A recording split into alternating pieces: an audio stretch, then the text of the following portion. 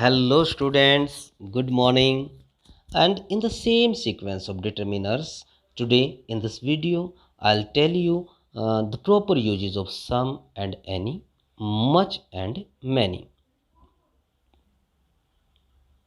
Students, in this video, I will try my level best to clear the concept of some and any, much and many. So pay your complete attention and watch the video till the end. Students, let's start. First of all, I take with you some and any. So students, as far as some is concerned, some means kuch. Okay. So wherever you get the sense of some of kuch, you will use some, and some is generally used in affirmative sentences. Affirmative means all the positive sentences. Okay. And some is used with countable and uncountable nouns. Some students might be thinking, sir, what are countable and uncountable nouns? Beta, it's very easy. Countable nouns, all the nouns that can be counted, जिनको आप उंगलियों पे गिन सकते हो. For example, books, boys, fan, friends. Okay. And uncountable nouns, those nouns which you can't count, जिनको आप गिन नहीं सकते हो. For example, money. Money, can you count money? No. Some student might be thinking, sir, अगर हम money को ही नहीं गिन सकते तो फिर किस चीज़ को गिनेंगे? बट बेटा, it's not so. You can't do so. You can't count money, क्योंकि how can you count in this way? One money, two money, three money. It would be wrong if you do so. हाँ, as far as rupees और dollars are concerned, you may count 1 rupees, 10 rupees, $1, $2. Okay, I think concept is clear. Other example, sugar है, water है, these are countable nouns. Okay, next is any. Students, any means कोई या कोई भी. Any is used in interrogative and negative sentences generally. Okay, with countable and uncountable nouns. ठीक है. देखो बेटा, you will have to focus on the type of the sentence. You want to go by countable or uncountable nouns. There is no need, क्योंकि in both the cases we can use some or any. Some, any, countable हो, uncountable हो, दोनों में use होता है. ठीक है. तो आपको फोकस करना पड़ेगा सेंटेंस के ऊपर. If your sentence is negative and gives the sense of कोई या कोई भी, you will use any. If your sentence is interrogative and gives the sense of koi or koi bhi, you will use any. If your sentence is affirmative and gives the sense of kuch, then you will have to think about some. फिर आपको some भरना पड़ेगा, उसके बारे में सोचना पड़ेगा. So students, these are some examples, and through these examples we can understand in a better way the proper concept of some and any. So first sentence है, there is not dash sugar in the pot. देखो बेटा, type of sentence में अब जाते हैं तो ये sentence negative है. There is not dash sugar in the pot. Pot में कोई चीनी नहीं है, कोई. ठीक है, कोई चीनी नहीं है, शुगर नहीं कोई. तो हियर कोई की सेंस है, सेंटेंस नेगेटिव है, you will use any. Second, there is still means अब भी, डैश मिल्क इन द जग. अब भी जग में कुछ दूध है, कुछ. ठीक है. And the sentence is affirmative, so you will use some. Third sentence, has the postman brought dash letter for me. ठीक है, क्या पोस्टमैन मेरे लिए कोई लेटर लाया है. सेंस कोई की है. And we are making inquiry. ठीक है. देखो बेटा, जिस सेंटेंस में इंक्वायरी की जाती है और sentence is interrogative, you will use any. Okay, so here you will use any. Students, there are some points that you will have to keep in your mind, and these are some can be use. देखो बेटा, in the starting of the video I told you that some is generally used in affirmative sentences. Okay, but sometime we have to face some type of situations that we use some in interrogative sentences also. How? Example, will you spend some days with us? देखो बेटा एक बार condition पढ़ें. Some can be use in question. Some question में interrogative sentence में use किया जा सकता है इंडिकेटिंग रिक्वेस्ट और इनवाइटिंग. ठीक है. When we are making request, जब हम रिक्वेस्ट कर रहे हैं और सेंटेंस इंटेरोगेटिव है और सेंस कुछ की आती है, you will use some. Will you spend some days with us? क्या तुम हमारे साथ कुछ समय बिताओगे? कुछ समय, कुछ की सेंस है interrogative and we are making request, तो you will use some. It's very easy. Next is any. Any can be used in positive sentence. ठीक है. And in the starting of the video I told you that any is generally used in negative and interrogative sentences, but ऐसी situation भी आती हैं कि हम positive में भी एनी का यूज़ कर सकते हैं. और वो क्या है, डजेंट मैटर विच वन. वो सिचुएशन ये नहीं कि एक ऑप्शन चॉइस टाइप में होती है. जैसे you can call me any time, भाई हम कह रहे हैं किसी को आप मुझे किसी भी समय फ़ोन कर सकते हो एट एनी टाइम. ठीक है. इट डजेंट मैटर मॉर्निंग और द इवनिंग. ठीक है, क्योंकि I am free all the time, तो you can call me any time.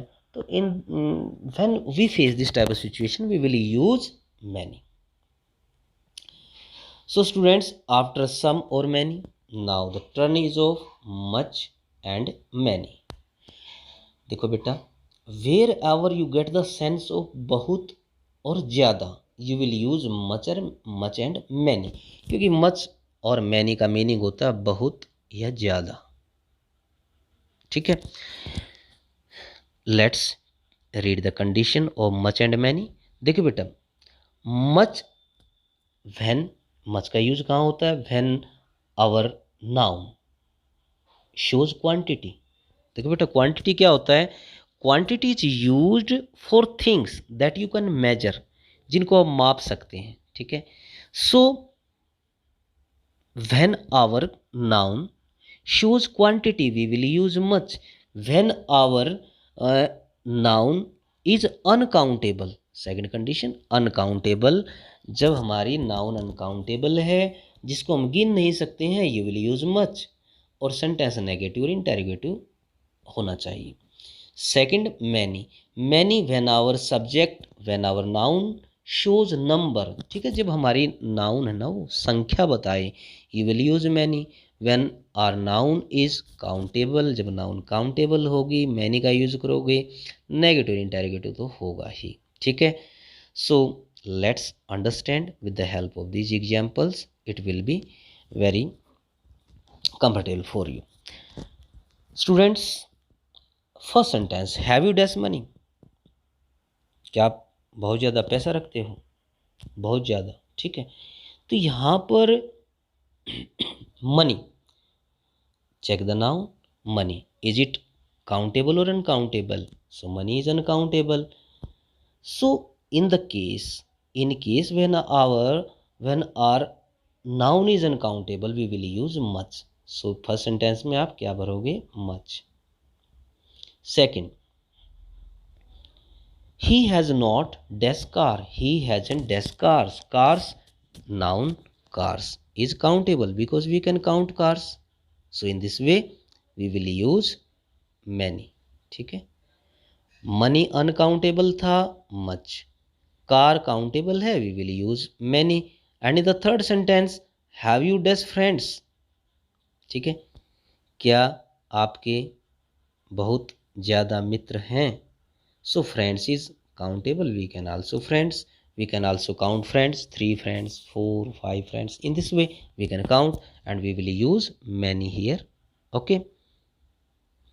So students, these are some points that you will keep in your mind. Okay. Much and many. But in the starting I told you that much and many are used in negative and interrogative sentences. Okay.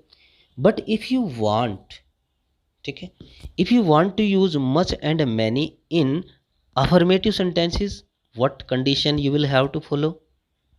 Let's follow me. देखें एक बार. Much and many can be use in affirmative sentences. देखो affirmative sentence भी much और many का use हो सकता है,